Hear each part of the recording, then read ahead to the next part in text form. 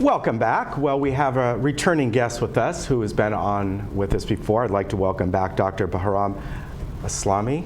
And you are the Chief of Cardiovascular Services over at Hoag Hospital, Irvine, right? That's correct. Good to see you again. Always a pleasure. Thank you very much. My pleasure. So with the growth of recent services in Irvine, it's just kind of really expanded over at the Hoag Hospital and the clinic area and all. It's really offers so many different services. What is new for the cardiac care? For the cardiac care is our cath labs.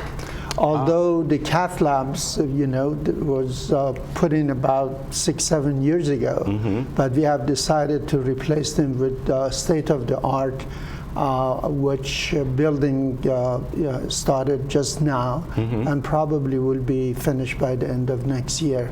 This will be the best of the best Philips, cath lab for both institutions. Oh, that's fantastic. Right. So obviously there's a benefit for having these cardiac services so close in this area. I mean, for a long time, Hoag has been known for their cardiac services, but to have it so close up here in Irvine off Sand Canyon there, it's a designated cardiac receiving center, right? So people can get immediate care? That is correct. This is most important for people who have acute heart attack. Okay. Because time is muscle. Yeah. The sooner that you get an institution, the sooner that you get to the cath lab and get your artery open and blood flow to your muscle, you save the muscle. And we have been one of the receiving centers. And for your information, although the hospital in terms of bed is not the largest in the community, we do as many acute heart attack as they do at Newport and Saddleback. So what you're saying is that if somebody is having a heart attack, they may be taken directly to there? Absolutely. Wow. Oh, yeah, it's been going on for years. Yeah, that's good.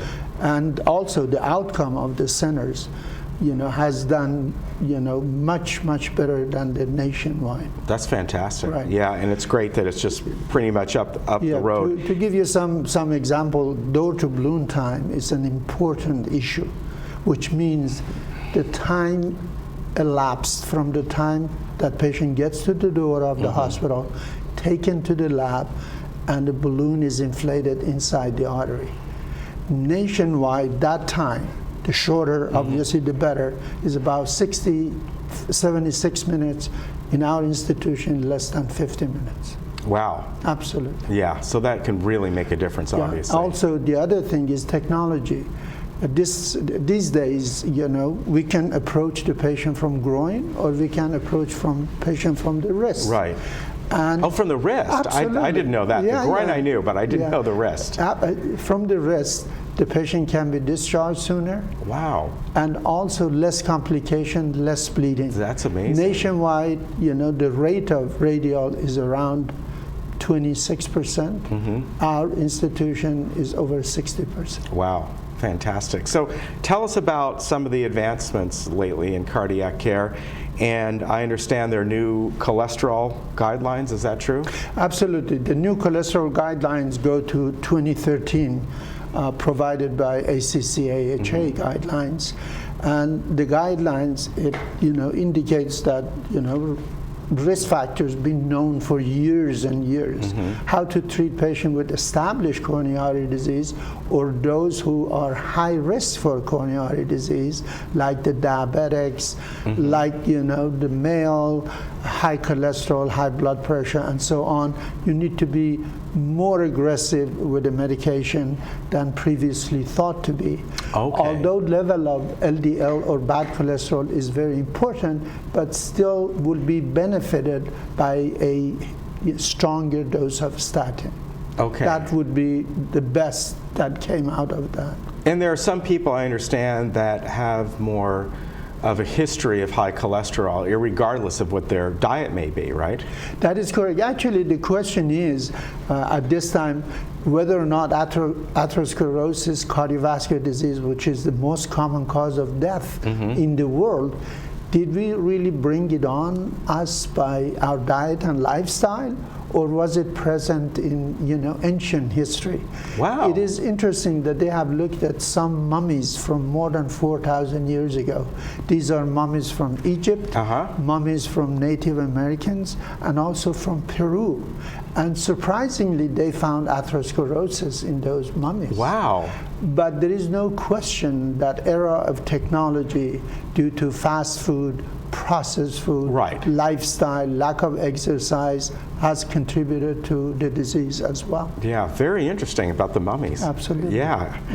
And as far as kind of tips you can give for people keeping their hearts healthy, I think it's probably kind of the usual things. I mean, you just mentioned them, right? Yeah, I think to keep your heart healthy, one has to realize that diet and lifestyle are the most important element of our health. Unfortunately, in this country, after age 40, every decade, we gain about 10 extra pounds. We need to prevent that of happening, because getting rid of it is difficult. In order to lose a pound, you need to, to waste about 3,600 calories. Therefore, diet and exercise, regardless of our age, should be the most important element of living. Right. I know that most of us don't have time, but we need to find time. We need to park our car further, out where we could work, and whatever we can do.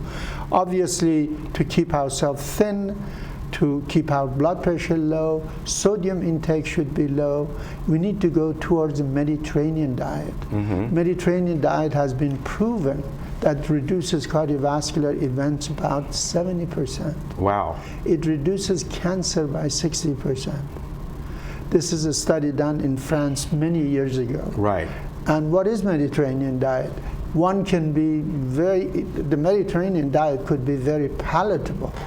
It is fish, nuts, vegetable, fruits, and trying to avoid animal fat and use olive oil, and try to not use processed food. Right. That type of thing would be a thing to do. Yeah, I have often heard and read the amount of sodium in processed food, and I know a lot of people worry about salt, and one of the best suggestions I ever read in a short study that I read one time, saying if you just cooked most of your food at home and still use salt on your food, you would cut down your sodium intake by something like 75%. That is accurate. Actually, you can still salt your food, but stay away from the process. Actually, the fast food, it's just making it palatable by adding more sugar and salt.